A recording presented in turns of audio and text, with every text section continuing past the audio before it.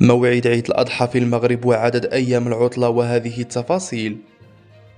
وفقا للحسابات الفلكية للخبراء فإن أول أيام عيد الأضحى المبارك في المملكة المغربية لهذا العام سيكون يوم الاثنين الموافق 17 يونيو 2024 والذي يوافق العاشر من شهر ذي الحجة 1445 هجرية. وتشير التوقعات إلى أن هلال ذي الحجة 1445 هجرية سيتم تحريره يوم الجمعة الموافق ل 7 يونيو 2024 مع توفر الظروف المناسبة لرؤيته.